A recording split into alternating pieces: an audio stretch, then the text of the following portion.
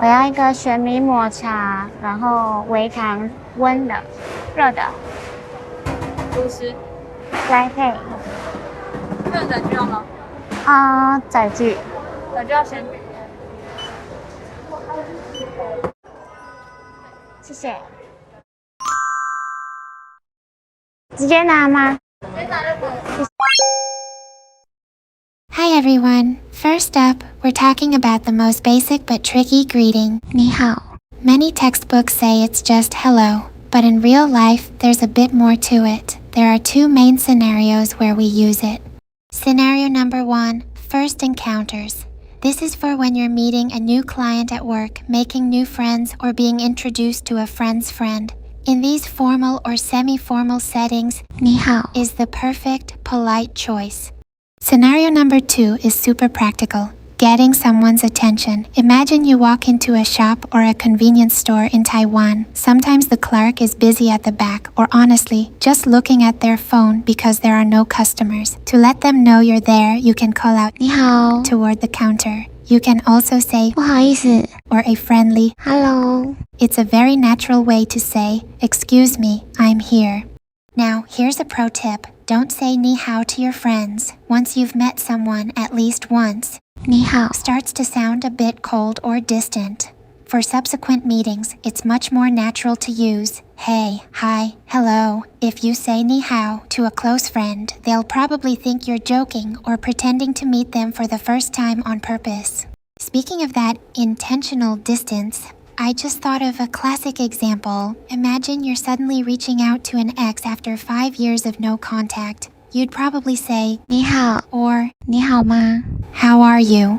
It perfectly captures that awkward gap between two people who used to be close. Next up, let's look at how to order drinks. In the video I said, 我要一个玄米抹茶 which means I'd like one genmai matcha, please.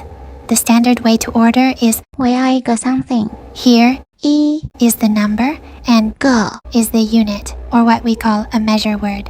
However, technically, for drinks, it's more accurate to say 一杯 meaning 1 cup. Chinese units can be quite challenging. For example, you'd say 一碗 for a bowl of minced pork rice, which is a Taiwanese classic, or 一包 for a bag of fries. But don't worry, if these specific units are too hard to remember, it's perfectly fine to just use 一个 for almost everything.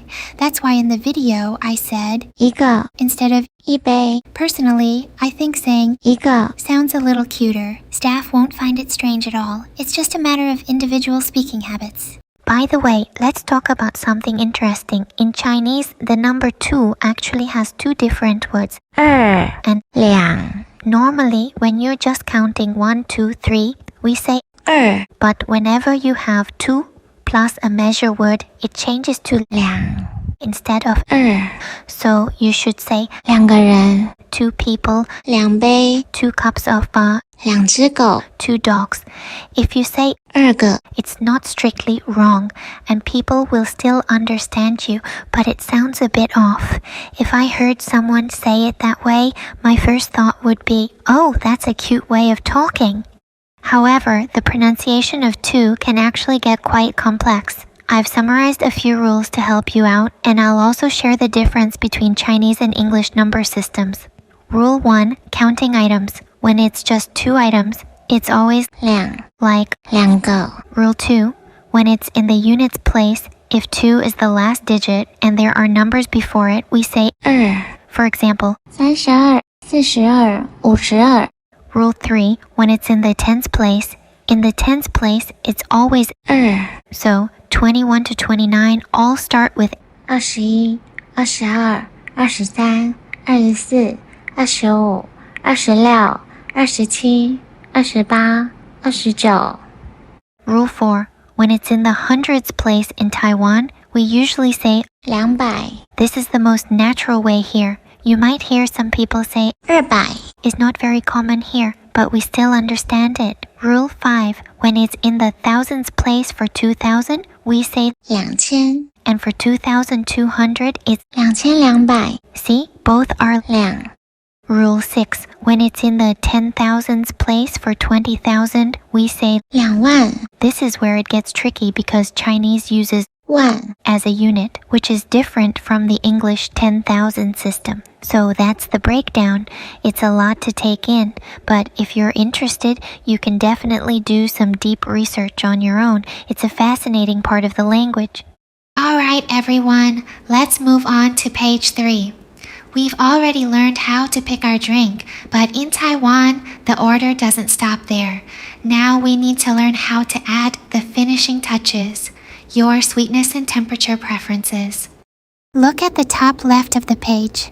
The first key word today is 然后 In English, this translates to and then or after that.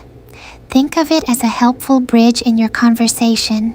It signals to the clerk that you haven't finished your order yet and have more details to add.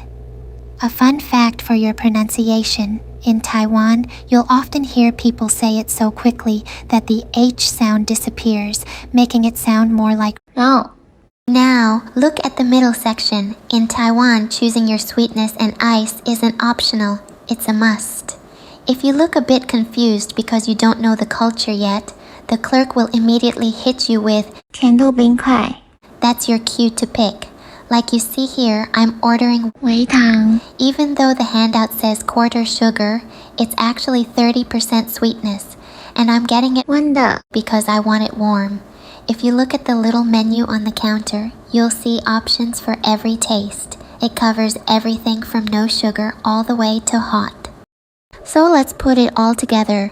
To order like a local, just follow this simple formula at the bottom. 我要一杯 I want a cup of plus drink plus sweetness plus ice temp. For example, 我要一杯真奶微糖正常冰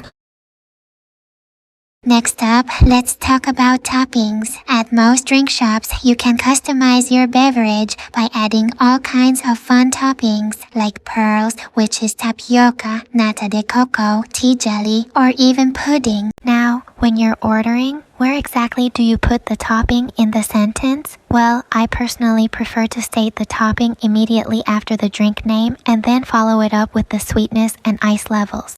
Let's look at example number 1 on the top right. 我要一杯奶绿加布丁微糖微冰 This means I'd like a green milk tea with pudding, quarter sugar, and light ice. And another one, example number 2.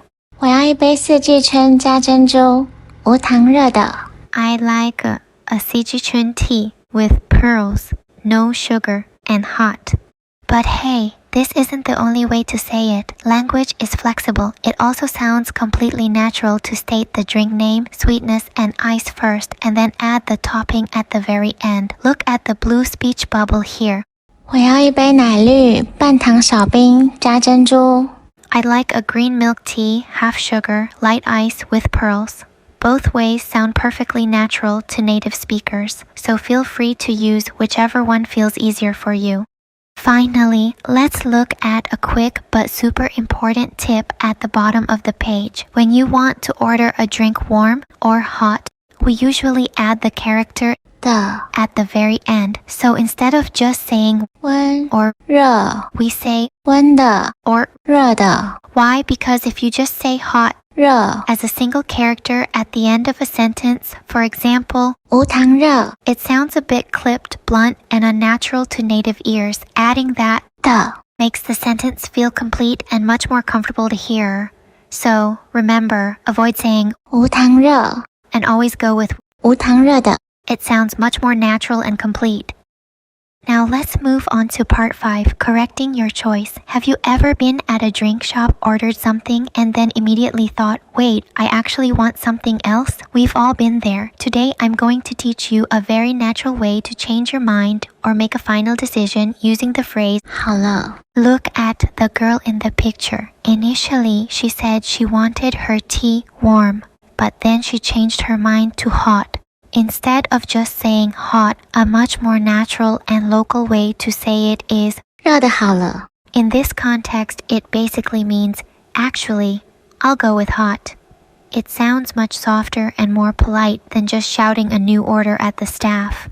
Now let's talk about this phrase. 好了 This is a super important secret expression Why? Because it is extremely common in everyday life, but you almost never find it in your textbooks. We mainly use 好了 in two situations. Situation number 1, making a decision after a bit of hesitation. Imagine you are looking at the menu for a long time, trying to decide between pearls or pudding. Finally, you choose. You can say 珍珠好了 meaning, okay, let's go with pearls. Situation number 2, changing your mind in the middle of a sentence. This is what happens in our example. You start with one thing, realize you want another, and use 好了 to settle on the new choice. It's like saying, on second thought, let's do this instead. I've actually explained this in more detail in another video, specifically about the many ways we use 好了 but since we've already covered a lot of ground today, let's keep it simple for now. Just remember, when you finally make up your mind, or if you want to switch your order last minute, just add 好了 at the end. It makes you sound like a real local. Alright, moving on to part 6, the price. After you finish ordering, the clerk will tell you the total. In the picture, the clerk just says 50 Now, when a clerk in Taiwan just says a bare number like 50 they obviously mean 50 NTD. You'll notice that the actual word for dollars, which is 元 or 块 is very often omitted. Why do they do this?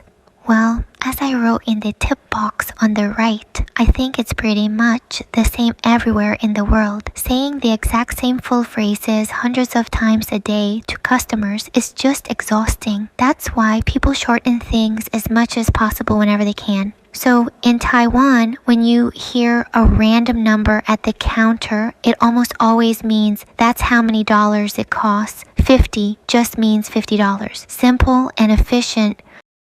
Next up, let's talk about how to pay in part 7, payment method. In this specific scenario, I paid using Line Pay. Mobile payment is huge in Taiwan, but let's look at your options.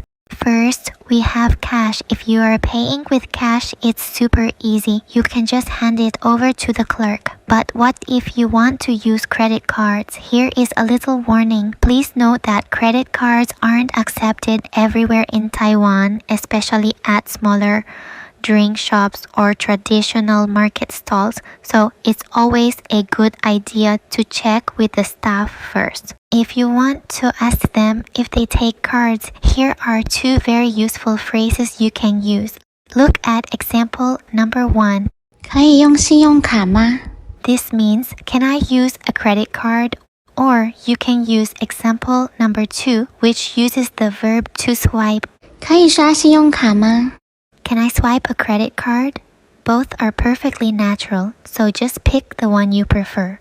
And here's a little bonus tip at the very bottom. Besides Line Pay, you can also pay using many other popular local methods in Taiwan, like Taiwan Pay, Easy Wallet, or Jco Pay. When you're ready to pay, just show them your phone and tell them which payment method you're using.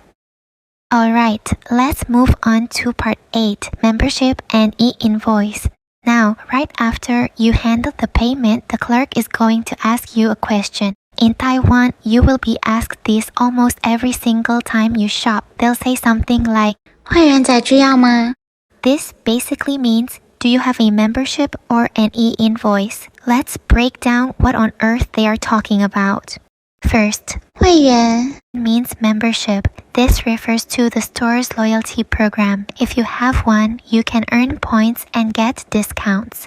Second, 载具 means e-invoice. This is a super unique barcode for Taiwan's electronic receipts. You can think of it as a digital tool to carry and store your receipts on your phone instead of printing out paper. It's amazing for reducing paper waste and saving the environment.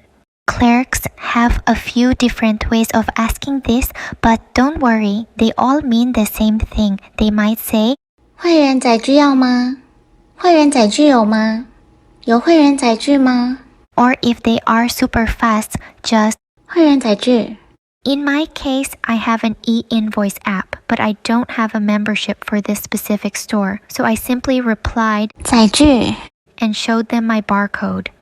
Now, you might wonder, why do people care so much about saving these receipts? Well, here is a fun fact. One of the coolest parts of Taiwanese culture is that every single receipt is a lottery ticket. Yes, you heard that right. Every 2 months, the government announces the winning numbers. If the numbers on your receipt match, you win cash. Prizes range from 200 NTD to a staggering 10 million NTD. If you use a载具, the app automatically checks the numbers for you, and if you win, you can redeem the money easily. It's like a mini game we play every 2 months.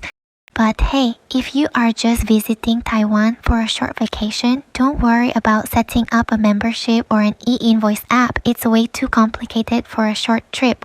When the clerk asks you, you can simply reply with these polite ways to say no thanks.